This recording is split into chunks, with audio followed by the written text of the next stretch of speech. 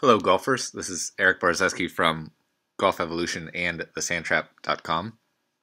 I had posted a few times recently about uh, gaining depth, primarily or almost solely with the turn, and some people had some questions about that. So I wanted to make a quick video to clarify what I mean by depth and what I mean by achieving it through the turn.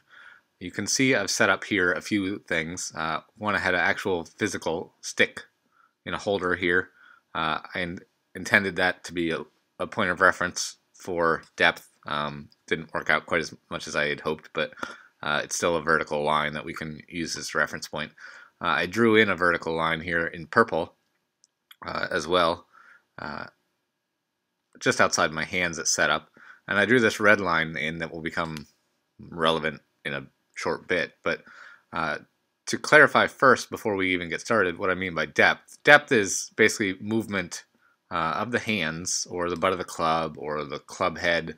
In this particular case we're going to focus mostly on the hands, but it's movement of those things, again the hands for this video, away from the ball. Okay, so in this direction, behind you at setup. So hands that get to, I'm making it up, this point are not as deep as hands that get to this point, right? These hands on the left would be deeper hands. And so that's what I mean by depth. So I'm first going to make kind of a, what I just call kind of a normal backswing, not at full speed or anything like that, but a normal backswing. And you'll see the butt of the club or my hands get to about this red line. The red line is going to be important for that because it's going to be pretty much a marker point for where my hands get to at the top of a backswing. So you can see they get to about the red line or just to the side of it, but very close to it. Okay, so that's a somewhat normal backswing.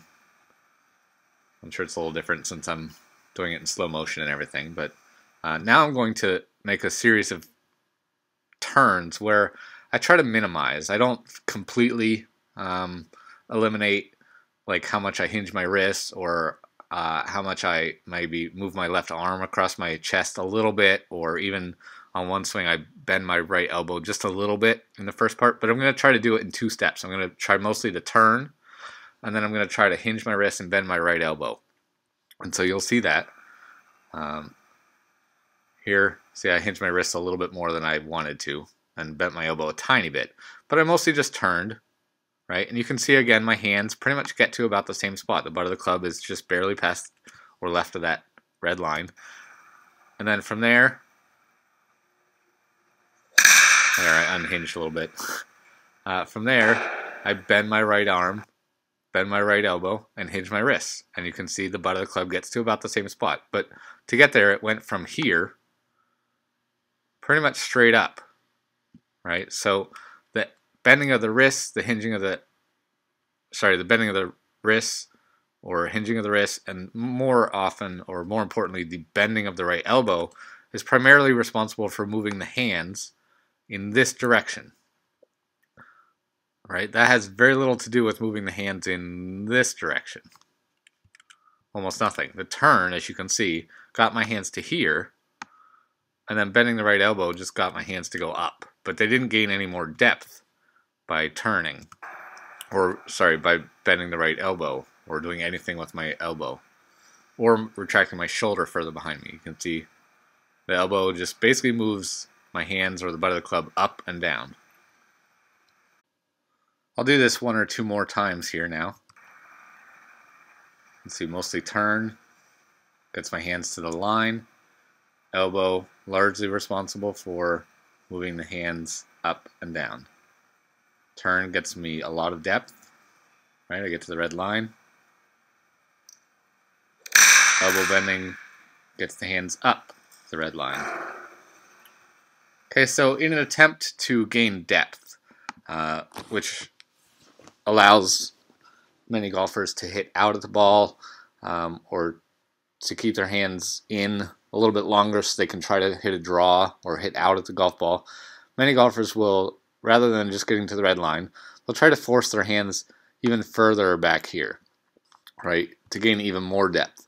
And the way they'll do that is by moving their hands very quickly away from this purple line and very much, you know, swinging around, and then very much up here they'll be even further left of the line and even deeper. And they'll do that by retracting their right shoulder, right, by taking this right elbow and pulling it around behind that shirt seam that it's kind of pointing at there. And I'll demonstrate a bit of that right now.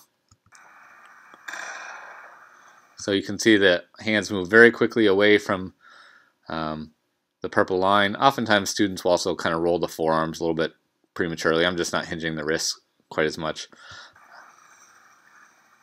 Right, so you can see how much more depth I have here, how much more, yeah, I've achieved a little bit more shoulder turn because I've kind of swung around myself. The hips are turned a lot more than they need to be, but I've gained so much more depth here as well.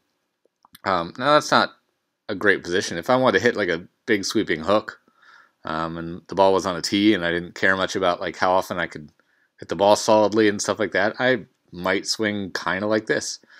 Maybe. But you can see I've gained a lot of depth at the expense of, you know, being able to hit the ball solidly or get my elbow kind of back in front of me again or do some other things that constitute a good golf swing for the most part. There are exceptions to every rule, so I'm taking care not to say always or never. Here, I'll do it one more time. Right, very much around me. Right, at some point during this backswing, you can see I actually gained quite a bit more depth than, right? I mean, that's a lot. That line is pretty far from the other line, and it actually kind of has no problem or no other chance except to kind of rotate further around the circle. It's past the halfway point or whatever, so it actually kind of gets a little bit closer to the red line at that point. But you can see quite a bit of depth, a lot of depth. I can barely see the golf ball, by the way. Conversely, on the other hand, you'll have some people who will crash through this purple wall very early, but then instinctively, so they take their hands kind of out in this direction initially, but then they're like, oh crap, I need to get some depth, and they'll do something like this. So crash through the wall, and they're like, oh man, I'm out to that white stick. I better suck my hands back in and gain some depth, or else I'm just going to slice the crap out of this ball. So then they end up in almost the same position we saw just a second ago, right? Two ways of getting to an overly deep hand position with the elbow back around behind you, your shoulder retracted, kind of both leading to the same position, right? And you'll see that again. The hands go out and pull around, right? Again, to recap though, and to show you a good thing, right? The turn is largely responsible. You see my hands move away from the purple line relatively quickly.